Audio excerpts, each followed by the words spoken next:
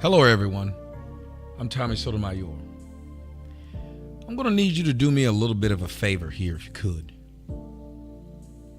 I want to talk to you about a young man by the name of Emmett Till. Emmett Till of Chicago went on a trip one day from Chicago to Mississippi. On his way from Chicago to Mississippi, the young man, or let's just call him what he actually was, a young boy, 14 years old to be exact, made his way with his family to visit relatives. This young boy, full of life, imagine, if you will, you being 14 years old. Can any of you imagine what you were doing with your life? I know what I was doing with my life. High school, wanting to make the basketball team, hoping that a certain girl was interested in me, trying to lose virginity, making sure I don't have acne, dealing with what little bit of racism that I felt existed, trying to find my way into the world, feeling like every little incident is life or death. For me, life was considered difficult because I didn't know where I fit in. I went from living amongst all blacks to living amongst mostly whites.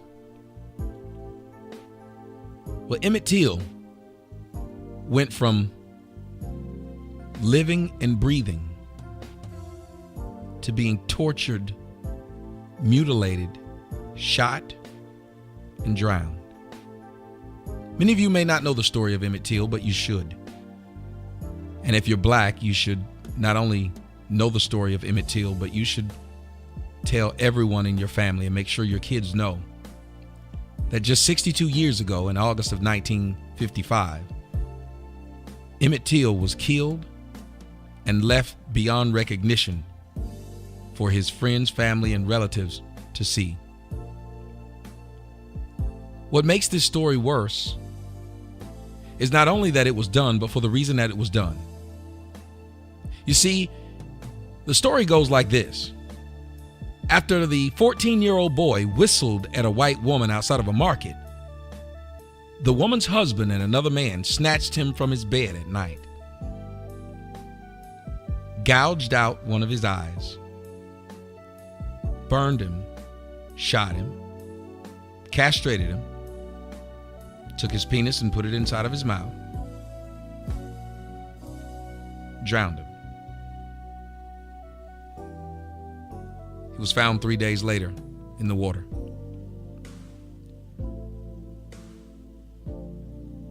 A cotton gin fan was tied around his neck with barbed wire. His nose was crushed. And not only was his left eye missing, but most of his teeth were missing as well. The young man's murder was so horrific, but the young man's murder sparked the civil rights movement. What hurts me more than anything is that this young man's murder that sparked the civil rights movement has been swept under the rug. Swept under the rug by not white people, but black people. Black people who would rather give Rosa Parks her just due for sparking the flame that led America to change its policies towards the Negro,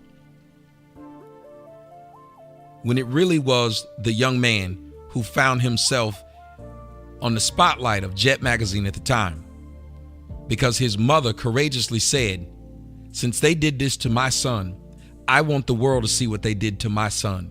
So she told them that she wanted an open casket, and they did. And the shocking images can be seen and felt till this day. The Emmett Till story is one of sadness, and it culminated in 2007 as the woman who charged and who claimed this happened to Emmett Till. This woman went back on her word, or recanted what she stated. Now, the woman's name is Carolyn Bryant Dunham. And I say the woman's name is Carolyn Bryant Dunham because she's still alive today. And in 2007, in a book called The Blood of Emmett Till by Timothy Tyson, Carolyn Bryant Dunham was quoted as saying, "Nothing that boy did could ever justify what happened to him." Mind you, guys, this woman is 82 years old, I think. And she's still alive and still breathing. And she was able to have not only the husband that she lied to on that day, but she was able to get married 2 more times, have children and grandchildren, and maybe, just maybe, even grandchildren. An all-white jury acquitted the man for killing a 14-year-old boy because the boy whistled at his wife. And come to find out, he did no such thing. The woman's husband's name was Roy Bryant, and his half-brother, J.W. Millam, were the ones who did it. And I'm assuming there were more people who did it, who helped, but no one till this day has been brought to justice. And many of them are still living, while a 14-year-old was mutilated, murdered, slaughtered, and his mother was left to grieve and to bury her 14-year-old child when all she was doing was going down south to visit family. Carolyn Bryant delivered the most explosive testimony, claiming that the young Emmett Till had grabbed her and threatened her inside of her husband's store.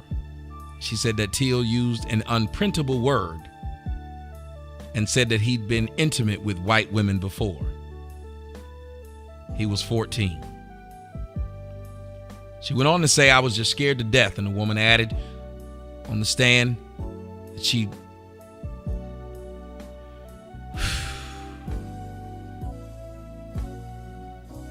that she had no idea what to do. Now, this could have been just this woman deciding that, let me tell my husband because I got caught doing something that I shouldn't have done. Now, what you guys need to understand is that situations like this, Rosewood, and we can keep on going, have caused many of black men to lose jobs, to lose homes, and to lose their lives. So I want you to do me a favor right now, and can you imagine what it would be like to find yourself awakened in the middle of the night by grown men? Can you imagine trying to get your bearings and wondering what you did wrong as they drag you out, cursing you, calling you all kinds of niggers and whatever words that they could get out of their mouth, punching you, and you're 14 years old? Can you imagine asking and wondering, what did you do wrong? Can you imagine pleading for your life? Can you imagine taking hit after hit, maybe even stab after stab and slice after slice and blow after blow? Can you imagine being tortured, having your teeth removed, being bashed in the face by anything these men can pick up because they are upset at you because you disrespected them? We talk about what goes on in Chicago, and then we have to realize, look at what went on in Mississippi. The savages in Chicago may have learned it from somewhere, because there's no one more savage than an individual who can do this to a 14-year-old. Many white people look at black people and say, wow, you shot Tyshawn Lee in the chest 7 times, and that is savage. But look what you did to Emmett Till. Imagine, if you can, having someone take an instrument and gouging out your eye. Imagine, if you can, having barbed wire placed around your neck. Imagine, if you can, having your teeth removed and your nose broken. Imagine, if you can, being castrated while still alive.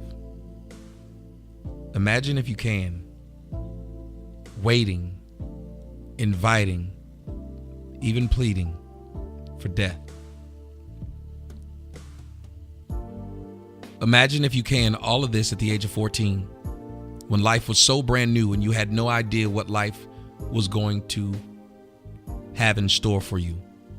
When you woke up every day and all you wanted to do was get your first hair on your chin, or get the first girl that you know to kiss her, or maybe even graduating, or thinking about what you may do after high school. Maybe getting a summer job and making a few dollars so you can buy either your favorite toy, your favorite outfit or shoe. And all of this having your life flash in front of you as some angry white men accuse you of something you didn't do. Now imagine a trial, if you're the mother, where you have to watch white people celebrate and rejoice, knowing that they murdered your child. Watch as the wife of the individual who told the lie to get it all started smiles and knowing what she caused. What type of people can continue living their life and growing old, knowing what they did to a boy? But remember, in their eyes, it wasn't a boy. In their eyes, it was an animal, disposable. Nobody will relate to this animal. Nobody will relate.